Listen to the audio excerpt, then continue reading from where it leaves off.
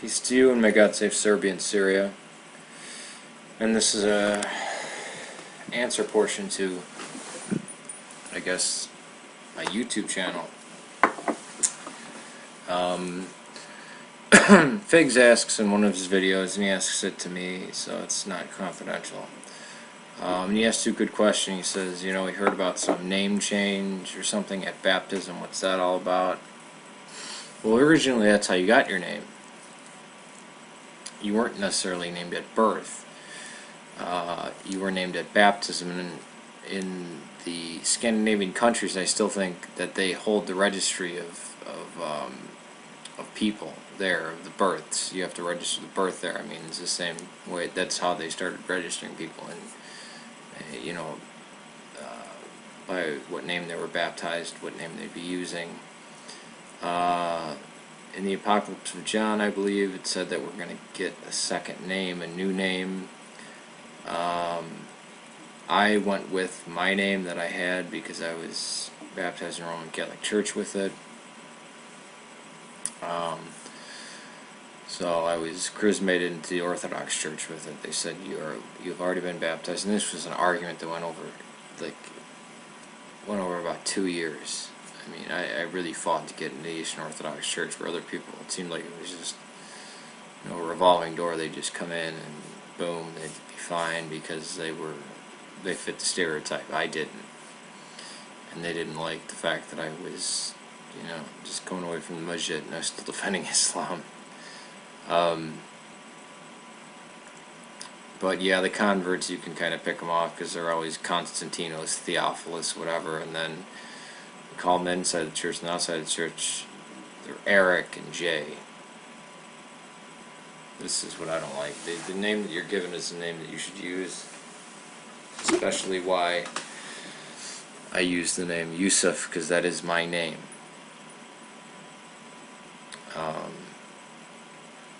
That's my name. For the Roman Catholics, the name was given at baptism, but then your middle name was the saint that you would, your own patron saint, which for us that would just be our name. But and this is, I guess, modern Roman Catholicism, circa the 80s or whatever.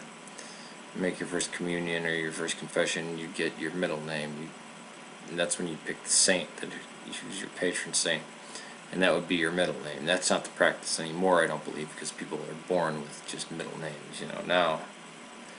But that's why a lot of Roman Catholics say, oh yeah, I don't have a middle name, I never had confirmed, or I never went to this, or, you know, or that or this. So they'll just have, you know, their first name and the last name. That's why a lot of times you'll see, if you watch early court proceedings, even ones from the early 80s, they'll say, what's your name that you were born with or baptized with? Because the child didn't have a name until baptism. And I think in some cases it wasn't given by the parents, it was given by the given by the priest, but of course the parents could suggest a name, you know, if I want to name him after, you know, just his uncle who was a brave warrior who died on this battlefield defending, you know, our people or our religion or whatever. Fanciful crosses. Well, this is actually made out of aluminum. It's not very fanciful. It's got the Russian 3-bar cross on it. It's a soldier's cross. It says, "Let God arise and let his enemies be scattered." And it continues, "Let all those who fear the Lord flee from his presence." You know, and it goes longer into that. How much of it does it say? I think it says, "Let God arise and let his enemies be scattered." It's a Russian soldier's cross. It was given to me at my chrismation. It's my baptismal medal because chrismation is the completion of your baptism. And it's come off my body once. When a piece of my body wasn't touching it, that was one time. This does not come off of me. In no circumstances. Again, this is a mark of my baptism. This is something that smacks me in the chest every day. Lightly, not heavily. It's not flagellation. Like I said, if I want to go into some slutty bookstore or strip club, I don't go to these places. But if I were to, or even if I were to go to a place that wasn't very good, or if I were to go be someplace I know I shouldn't be, or with somebody, or doing something, it's not like I used to actually take this off but then it would be off all the time, and I was told, no, keep it on. And from that point, it was on my body, you know, like, oh, I'm having lust or whatever, I should take, no, no, no, no. It sucks to be me. I'm already a Christian. It's my baptismal medal. This is my connection. This is one of the symbolic connections to, and physical connections to, the last 2,000 years of martyrdom, first beginning with Christ, and to bring me back to Christ, to keep remembering to bring me back to Christ, bring my lifestyle back to Christ. And anybody who says anything's just a symbol, they need to go look up what a symbol is. Symbols are never just anything, they're symbols. I just wanted to add that part in. So those were the two questions Figsx asked. And the other person had asked me, he said, you say Muhammad doesn't exist, and then you go on talking about Muhammad. Well, I think Muhammad was originally named for Jesus, the praised one, but I think there were a character or characters that would come remembered to amalgamate to what we know as Muhammad today. Muhammad is only used in the Quran 4 times, but Ahmed is pickled throughout the whole Quran. Or peppered, I should say, not pickled. Peppered out throughout the Quran. And I was always told, oh, Ahmed, that's the root, that's the important part of Muhammad. Well, maybe his name was just Ahmed. Before that, I think his name was Cutham. I think there's evidence for that. I think there's evidence for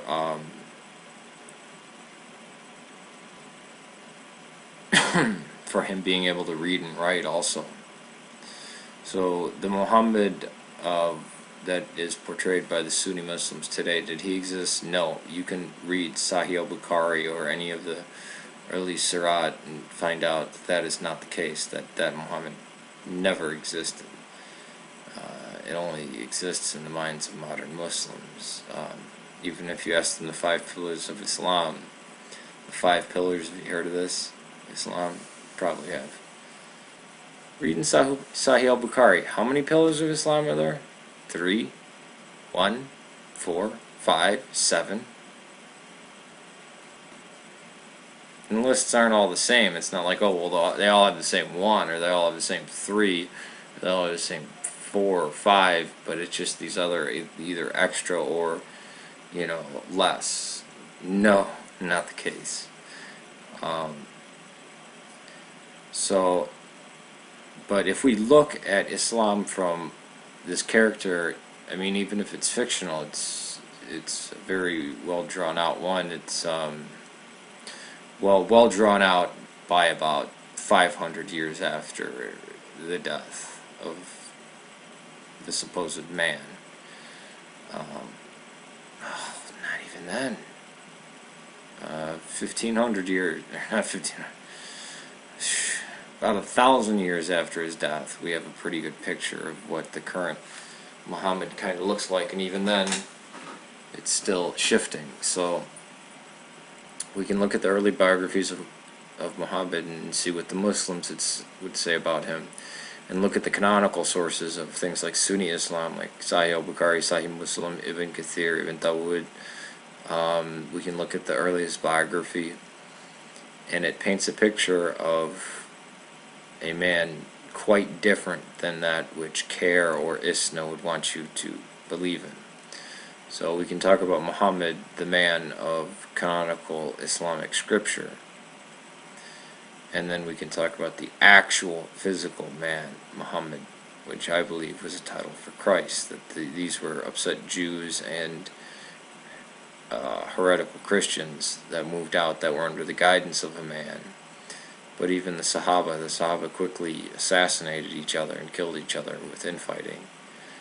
And then around, I think, the 800s, you had the Chromatins that were using the black stone as a toilet for over 20 years. I've read 20 years, but I've also read 48, and they said it's closer to 48. And they were calling themselves Muslims, and they were denying God and mocking the Quran. So, what exactly was a Muslim? What is it gets very strange and very funny. So, yeah, I do make that division. I do say, did Muhammad really exist? As a person in history, like we talk about Charlemagne, or well, we talk about like Jesus or Paul or William the Conqueror, or Julius Caesar. Did this man exist? Even if he didn't, even if it was just somebody else who we don't know, who doesn't get credit for it, or if it was maybe Abu Bakr or something like that, who did all this stuff. The man that we know as Muhammad from the canonical Muslim sources, him being the model and character for all Islam, I mean, there's still a lot written about him. We can argue and fight against that Muhammad too.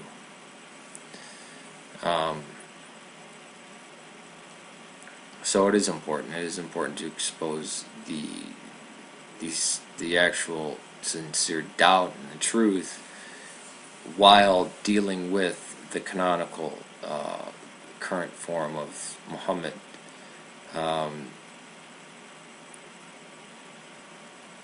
Muhammad raised a sword and fought people. This is a prophet of God bringing a message of peace. I mean, I'll get into it more, and if you want me to get into specific topics, I will later on. For right now, peace to you. May God save Serbia and Syria. And go watch my Zombie Jesus video. I think I did a pretty good job on it. Take it easy. This has been Yusuf at my channel. And Figsx, I really want to talk to you. Let's Skype. And same goes for Nymphoretic. I added Nymphoretic as a friend. I don't know if Figsx is on Skype, but I'd love to talk to both of you guys.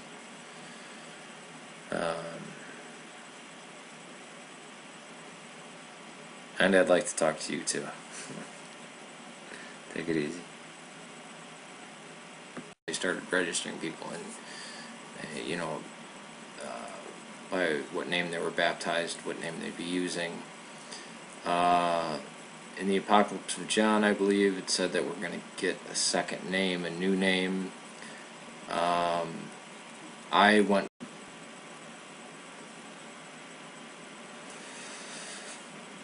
Peace to you, and may God save Serbia and Syria. And this is a answer portion to, I guess, my YouTube channel. You weren't necessarily named at birth. You were named at baptism, and in the Scandinavian countries, I still think that they hold the registry of people there, of the births. You have to register the birth there. I mean, it's the same way. That's how they. Figsx asks in one of his videos, and he asks it to me, so it's not confidential. And he asked a good question. He says, he heard about some name change or something at baptism. What's that all about? Well, originally that's how you got your name, with my name that I had because I was baptized in the Roman Catholic Church with it. So I was chrismated into the Orthodox Church with it. They said you've already been baptized, and this was an argument that went over about 2 years.